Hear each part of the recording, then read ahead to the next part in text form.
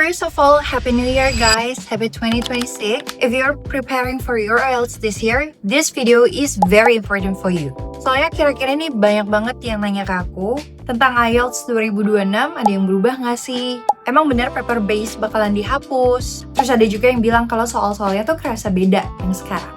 And the answer for that is yes, there are some changes. But one thing that I have to clarify is that the changes is not like a very big one. Jadi perubahan yang terjadi di IELTS itu bukan perubahan format, tapi ada tambahan jenis-jenis soal baru yang sebelumnya belum ada, tapi sekarang ada. Dan juga sebagai disclaimer, emang dari IELTS officialnya nggak akan nge-share nih soal-soal apa aja yang akan berubah. But the changes kinda obvious di latest practice materials, especially di Cambridge 20, dan juga dari beberapa pengalaman student yang udah ngambil tes. So without further ado, I'm gonna tell you the changes. Ini I'm gonna start from general updates dulu ya.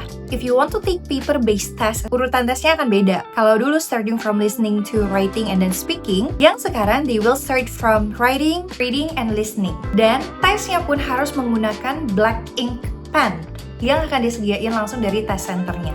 Nah, ada juga rumor yang bilang kalau di Februari 2026 nanti, paper-based test akan officially dihapus. Dan semuanya akan beralih ke computer-based test. But I'm gonna tell you one more time, kalau ini masih harus dikonfirmasi dari official test IELTS-nya. So you don't have to be panic, yang penting you have to prepare your test very well.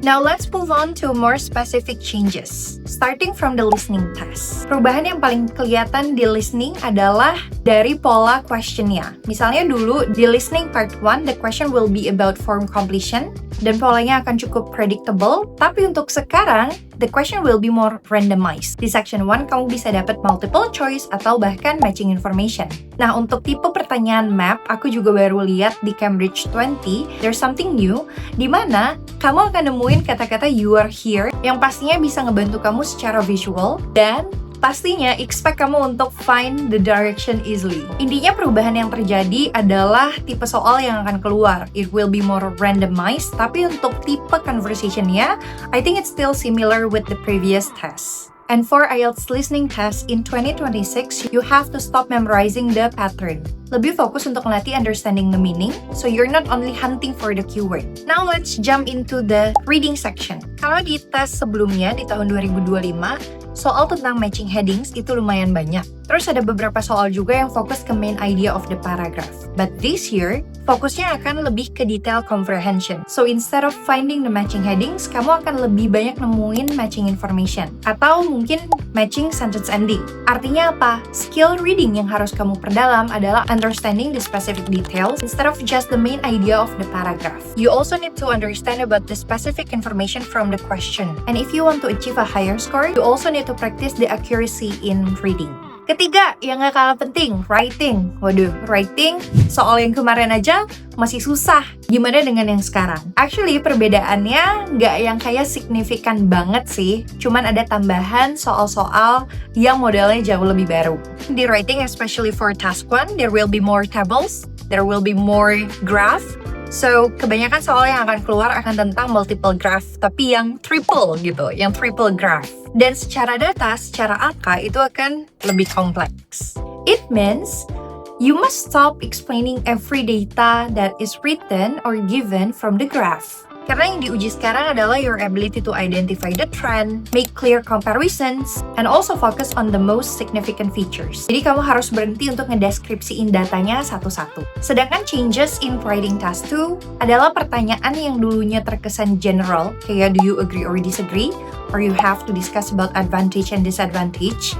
Yang sekarang pertanyaannya akan jauh lebih spesifik dan lebih open-ended question. Untuk contohnya aku akan taruh di sebelah sini. Kalau kamu lihat dari task yang ada di sebelah sini, ada dua pertanyaan yang berbeda dari satu topik yang sama. So if you find the updated version untuk yang writing task 2, you must be able to understand the task more than you memorizing the template. Meskipun sebenarnya template itu bisa banget kepake untuk structure writing kamu, tapi bukan untuk ideas kamu. And lastly, for the writing, sebenarnya nggak ada perubahan yang signifikan, masih sama seperti yang dulu. Consists of 3 parts, starting from the interview, and then long-term session where you will get a topic card, and you have to prepare for 1 minute to your answer, and speak for 2 minutes. And the last part is the discussion, tapi mungkin topiknya yang akan jauh lebih up to date. Contohnya, one of my former student dapat topik tentang silent treatment in part 2 and also part 3. Jadi kita juga harus keep updated. Yang pasti takeaway-nya masih sama untuk speaking IELTS di 2026, dimana we have to avoid memorizing the answer, and we also need to enrich our expressions, our idiom, so we can speak naturally. Oh, another update juga, there will be one skill retake untuk di tahun 2026. Sebenarnya sih ini udah ada dari tahun lalu, tapi mungkin gak banyak orang yang tahu, dimana you don't have to retake all the tests, you can just focus in one skill yang emang kamu rasa harus di-improve. Tapi ada beberapa hal yang harus kamu catat. Pertama, one skill retake ini hanya ada di beberapa center, jadi nggak berlaku di semua center IELTS test. Dan ini hanya untuk computer-based test. Dan belum semua kota atau belum semua negara juga yang provide this one skill retake. Pastinya kamu juga harus bayar, tapi untuk harganya sendiri, kamu harus lihat update-nya di official website-nya. Nah, kalau aku bisa simpulkan, IELTS 2026 itu nggak semakin kejam ya, tapi semakin realistic. For the question, it will be less predictable but still manageable. Fokus dari examiner yang diuji di tahun 2026 ini adalah your comprehension, how you analyze the question, and real communication skills. Nah, dengan begini, kamu harus upgrade juga cara belajar kamu, bukan cuma nambah jam belajar kamu. You can also join a membership with Tutor English, di mana kita bakalan ada weekly practice and weekly discussion buat setiap membernya. Kalau kamu mau video lanjutan dari video ini, entah ngomongin tentang strateginya atau kita breakdown sama-sama Cambridge 20 book, just let me know in the comment section. So, I think that's all for the wrap up untuk IELTS 2026. Good luck with your test preparation, and remember, don't fight the changes but master them. Aku Sharon, thank you for watching. Bye!